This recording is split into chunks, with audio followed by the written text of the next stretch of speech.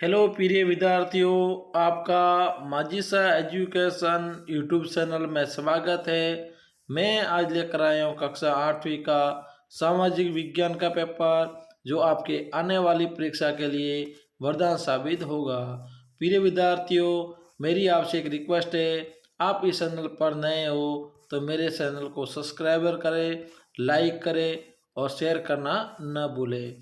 प्रिय विद्यार्थियों, comment box में ये भी बताएं आपको ये पेपर कैसा लगा। यदि आपको अच्छा पेपर लगा हो तो कमेंट बॉक्स में मेरे को ज़रूर बताएं, क्योंकि आप कमेंट बॉक्स में बताओगे तो मेरा मोटिवेशन बढ़ेगा। अब प्रिय विद्यार्थियों, पढ़ाई का टाइम है, हम आगे बढ़ते हैं। भारत का प्रथम गवर्नर जनरल था वारन हेस्टिंग। सेकंड प्रश्न है, वर्ली विद्रोह कहाँ हुआ था? महाराष्ट्र में। ब्रह्मा समाज की स्थापना किसने की थी? राजा राम मोहन राय ने। ब्रह्म समाज की स्थापना किसने की थी? राजा राम मोहन राय ने। प्राकृतिक संसाधनों में सम्मिलित है जल, मृदा, खनिज, उपयोग सभी। तो इसमें आएगा उपयोग सभी। कौन से ग्रह को जल ग्रह कहते हैं? इसको बोलेंगे पृथ्वी को। निम्न में से कौन सा ऊर्जा का गैर परंपरागत स्रोत है? पवन ऊर्जा, सौर ऊर्जा, ज्वारीय ऊर्जा, उपयोग सभी। तो इसमें आएगा उपयोग सभी। भारत में कितनी स्तरीय शासन व्यवस्था है? त्रिस्तरीय। जलियांवाला बाग हत्याकांड कहाँ हुआ था? अमृतसर में। संविधान के किस अनुच्छेद में जीवन के अधिकार का आश्वासन दिया है? अनुच्छेद 21 में। आदिवासियों की अधिक जनसंख्या वाला राज्य है छत्तीसगढ़। राजस्थान में 1857 की क्रांति के समय कितनी सैनिक छावनियां थी? 6। किस राजपूत राज्य के विद्रोह के कारण सिरोही से अंग्रेजों की तत्काल संधि नहीं हो सकी? वह था मारवाड़ राज्य। राजस्थान में न्यूनतम लिंगानुपात किस जिले में है? धौलपुर। आयुष्मान भारत का संबंध किस क्षेत्र से है? स्वास्थ्य। ग्राम पंचायत का मुख्य प्रमुख कहलाता है सरपंच। प्रिय विद्यार्थियों, प्लीज़ आप मेरा सपोर्ट करें ओनली फॉर सब्सक्राइबर करके, और मेरा को आपसे कुछ नहीं लेना है। प्लीज़ आप मेरे को सब्सक्राइबर करें, मेरे चैनल को लाइक करें, वीडियो को लाइक करें। आप सब्सक्राइबर करोगे, सपोर्ट करोगे तो मेरा मोटिवेशन बढ़ेगा, और मैं आपके लिए हमेशा नए नए वीडियो लेकर आऊँगा, और नए नए वीडियो लेकर आऊँगा तो आपके परीक्षा की तैयारी आसान हो जाएगी। और प्रिय विद्यार्थियों, ये वीडियो पूरा देखना। अंत में और बताऊंगा मैं कल कौन से विषय का पेपर लेकर आऊँगा, क्योंकि आपको हमेशा पहले पता चल जाएगा कि भाई कल ये पेपर आने वाला है। अब है आपके खाली जगह आएंगी, और उसमें पहले अवसद आते हैं, उसके बाद खाली जगह आएगी। सही विकल्प सुनकर रिक्त स्थान भरिए। झूम खेती में बीज बोने के तरीकों को खाली जगह कहा जाता है चितराना। हैदर अली और टीपू सुल्तान खालजी के शासक थे मैसूर। धर्म को राज्य से अलग रखने की अवधारणा को खालजी कहा जाता है धर्मनिरपेक्षता। खालजी का मायका धर्मनिरपेक्षता। वर्ष खालजी से घरेलू हिस्सा महिला सुरक्षा कानून लागू हुआ 2006 से, यानी वर्ष 2006 से घरेलू हिस्सा महिला सुरक्षा कानून लागू हुआ। ग्रामीण क्षेत्र में पक्के मकान उपलब्ध कराने का मुख्य उद्देश्य खालजी का योजना का नाम है तो प्रधानमंत्री आवास योजना। कुमलगढ़ दुर्ग के कटारगढ़ में खालजी का जन्म हुआ। महाराणा प्रताप का वायु तथा जल के द्वारा ऊपरी मृदा का संरक्षण होता है, उसे खालजी कहा जाता है अपरदन। कोयले से प्राप्त विद्युत को खालजी ऊर्जा कहा जाता है तापीय ऊर्जा। तीसरा सवाल है, निम्नलिखित वाक्यों को पढ़कर सही पर सही का निशान और गलत पर गलत का निशान लगाइए। नील की कटाई के बाद धान की खेती की जा सकती है? नहीं, इसमें गलत आएगा, ये नहीं की जा सकती। आर्य समाज की स्थापना करने वाले स्वामी दयानंद सरस्वती ने ही भी विधवा विवाह का समर्थन किया था। हाँ सही है। भारत में प्रति व्यक्ति जल की उपलब्धता कम हो रही है। हाँ सही है।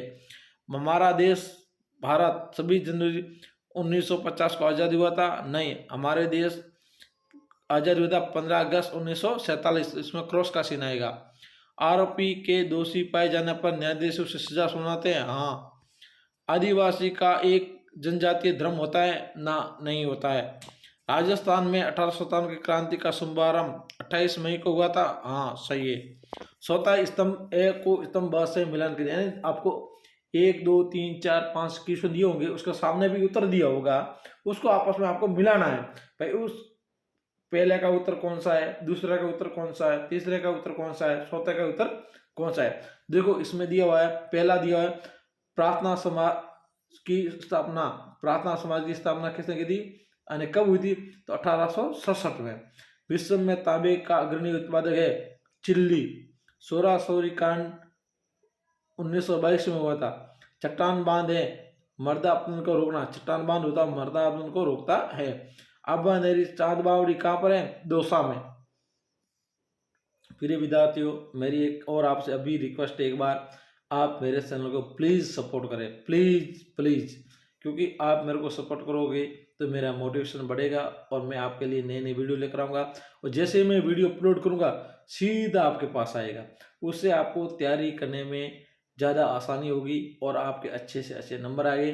और मैं वादा के साथ कहता हूँ आपके लिए मैं पर डे नया नया वीडियो लेकर आऊँगा और अच्छे अच्छे सवाल लेकर आऊँगा। इतिहासकारों ने भारतीय इतिहास को अंग्रेजों के से भिन्न रूप में से कितने कालखंडों में बांटा है? इतिहासकारों ने भारत के 3 खंडों में बांटा भारत काल, इस काल को प्राचीन काल, मध्यम काल और आधुनिक काल। जालियांवाला बाग हत्याकांड कब हुआ? 13 अप्रैल 1919 को। संसाधन से आप क्या समझते हैं? प्रत्येक वस्तु जिसका उपयोग आवश्यकता को पूरा करने के लिए किया जा सकता है वह संसाधन है। वर्षा जल संग्रहण किसे कहते हैं? घर की छत पर जल को एकत्रित करके उसका संग्रहण करना, विभिन्न उत्पादों उपयोग में लाना वर्षा जल संग्रहण कहलाता है। भारतीय संसद के कितने अंग हैं? भारतीय संसद के 3 अंग हैं, राष्ट्रपति, राज्यसभा और लोकसभा। अब लघुतात्मक प्रश्न, यूरोपीय व्यापारिक कंपनियां भारत की तरफ क्यों आकर्षण होती है? यूरोपीय जो व्यापारिक कंपनियां थी भारत की ओर क्यों आकर्षण होती थी, क्यों आना चाहती थी? तो यूरोपीय व्यापारिक कंपनियां भारत के साथ व्यापार अपार संभावना दी थी, यानी उनको व्यापार की अपार संभावना दी थी, क्योंकि भारत बड़ा देश था तो उनको पता था कि भारत के अंदर व्यापार ज्यादा होगा। यूरोप के बाजारों में भारतीय सूती कपड़े, रेशम, काली मिर्च, लौंग, इलायची, दालचीनी आदि की जबरदस्त मांग थी। वह भारत में सस्ती कीमतों पर ये चीज़ें खरीद कर वापस यूरोप जाकर उन्हें ऊंची कीमतों पर बेच सकती थी। इसी व्यापारी संभावना के कारण भारत की ओर आकर्षण, यानी भारत के अंदर ये लौंग, इलायची, ये रेशमी कपड़े, सूती कपड़े बहुत सस्ते मिलते थे। ये यूरोपीय जो लोग आते थे यहाँ से सस्ते रुपयों में खरीद कर वहाँ जाकर बहुत बड़े महंगे दामों में बेचते थे और बहुत बड़ा मुनाफा कमाते थे। इसलिए भारत में आकर ज़्यादा बसना चाहते थे और ज़्यादा यहाँ से माल लेना चाहते थे। 1857 की सैनिक विद्रोह जन विद्रोह बन गया, समझाइए। यानी 1857 को क्रांति हुई थी, उसका जन विद्रोह कैसे हुआ? तो भारत में सन 1857 में एक सैनिक विद्रोह हुआ जिसमें शीघ्र उन विद्रोह का रूप धारण लिया। समाज के विभिन्न तबकों को अंग्रेजी शासन पसंद थी, तो वे सब मानते थे कि उनका शत्रु एक ही है। मई 1857 में शुरू हुए इस विद्रोह ने भारत में कंपनी का अस्तित्व खतरे में डाल दिया। मेरठ से शुरू होकर शीघ्र ये उत्तर भारत के विभिन्न भागों में फैल गया। समाज के विभिन्न तबकों ने असंख्य लोग इस विद्रोह में जुड़ गए। इसका एक जन विद्रोह का रूप धारण कर लिया, यानी अंग्रेजों से हर वर्ग परेशान था। 1857 की क्रांति हुई उस समय अंग्रेजों से हर वर्ग परेशान था, हर वर्ग उससे दुखित था, शासन से, कुशासन था, हर चीज कर, टैक्स से, सैनिक हो, किसान हो, मजदूर हो, नौकरी वाला हो, दुकानदार हो, सब टैक्स वैक्स से सब दुखी थे।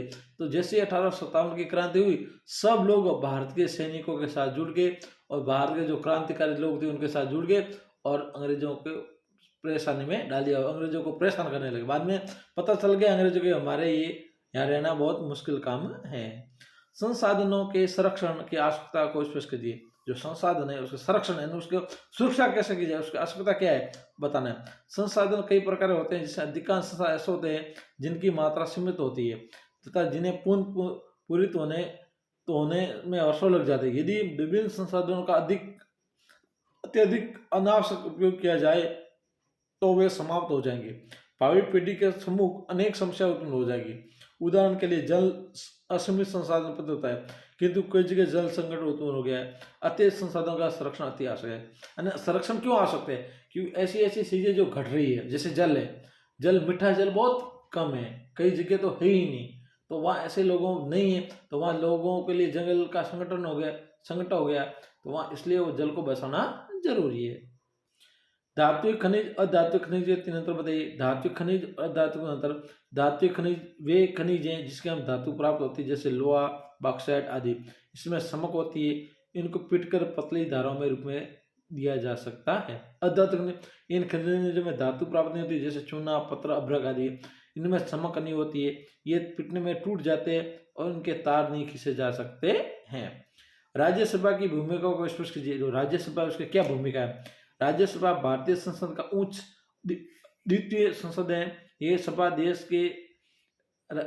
देश के राज्य के प्रतिनिधि के रूप में काम करती है। इसके मुख्य कार्य है, राज्यसभा कोई कानून बनाने का प्रस्ताव प्रस्तुत कर सकती है। किसी विधेयक को कानून में रूप में लागू करने के लिए जरूरी है कि उसे राज्यसभा की मंजूरी मिल जा चुकी हो। राज्यसभा लोकसभा द्वारा पारित कानून की समीक्षा करती है, अगर जरूरत हुई तो संशोधन भी करती है। अधिनिष्ठ न्यायालय क्या आशय? अधिनिष्ठ न्यायालय होता है, इसका क्या आशय है? जिन न्यायालयों से लोगों का सबसे ज्यादा ताल्लुक होता है उन्हें अधिनिष्ठ न्यायालय या जिला अदालत कहा जाता है। यह अदालत प्राय जिले, तहसीलों के स्तर या किसी शहर में होती है। ये बहुत तरह के मामलों को सुनवाई करते हैं और प्रत्येक राज्य जिलों में बांटा जाता है और हर जिले में एक जिला न्यायालय होता है। 16 सवाल है। राजस्थान के मानचित्र को निम्न स्थान को दर्शाइए। जैसे राजस्थान का मानचित्र दिया है, उसमें जयपुर कहाँ पर है, श्रीगंगानगर कहाँ पे है, उदयपुर कहाँ है, बांसवाड़ा कहाँ है और दौसा कहाँ है, आपको बताना है। तो पहले हमने आपको सुविधा के लिए बता रखा है, इसको आपको समझना है और ऐसा कैसे आपको परीक्षा में उतारना है। साइबर सुरक्षा हमले के दो प्रकार का, साइबर सुरक्षा पर हमले हो जाते हैं, प्रमुख दो प्रकार कौन कौन से हैं?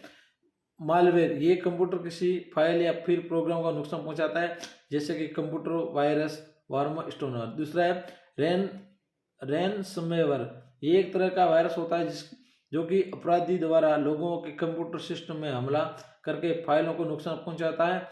इसके बाद अपराधी कंप्यूटर या सिस्टम के मालिक से फिरौती रिश्वत लेता है और उसी के बाद उसके सिस्टम को छोड़ देता है। अब निम्नात्मक पट 18 से 21 तक।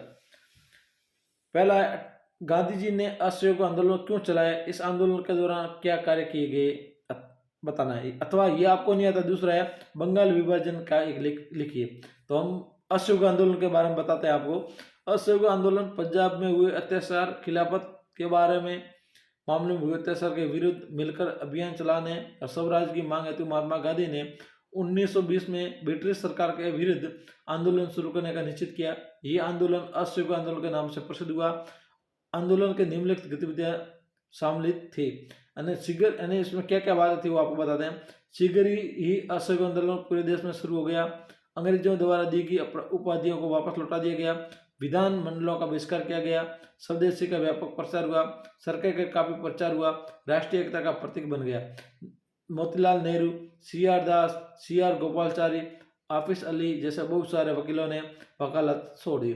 आंदोलन को स्थगित करना, जब आंदोलन के श्रम पर था तभी फरवरी 2022 में सोरासोरी पुलिस थाने पर हुए हिंसक हमले की घटना व्यतीत होकर गांधी ने अचानक असहयोग आंदोलन वापस ले लिया। 19 सवाल, कृषि किसे कहते हैं? कृषि के विभिन्न प्रकार को स्पष्ट कीजिए। भू संकलन ये नहीं आता है तो अथवा में आ गया। भू संकलन किसे कहते हैं? इसे रोकने की विधि को स्पष्ट कीजिए। प्रिय विद्यार्थियों, ये सवाल जो है ना आपके लिए बहुत बहुत इम्पोर्टेंट है और ये आपके परीक्षा में 100% आएगी। रट लो, मैं तो कहता हूँ रट लो बस, और आपके आने वाली परीक्षा में 100 में से 100 पर अंक आएंगे यदि आपने इस पेपर की आपने पूरी तैयारी कर ली तो। आपके 100% 80 में से 80 नंबर आएंगे। तो भूस्खलन सामान्य रूप से शेर मालबा या दाल में गिरने वाली मिट्टी के वृत्त संचालन को भूस्खलन कहते हैं। इस भूकंपवाद ज्वालामुखी के कारण होता है। भूस्खलन रोकने की प्रविधियां ये है, भूस्खलन वाले स्थान आवास निर्माण नहीं किया जाना चाहिए। भूमि को खींचने के बचाव के लिए प्रतिधाय दीवार का निर्माण करना चाहिए। भूस्खलन वाले क्षेत्र में वनस्पति अवतरण का वृद्धि करना चाहिए। भारतीय संविधान के मुख्य लक्षणों का विश्लेषण कीजिए। ये नहीं आता है तो भारतीय संविधान के मौलिक अधिकार का वर्णन कीजिए। मैं आपको बताता हूँ भारतीय संविधान के प्रमुख लक्षण।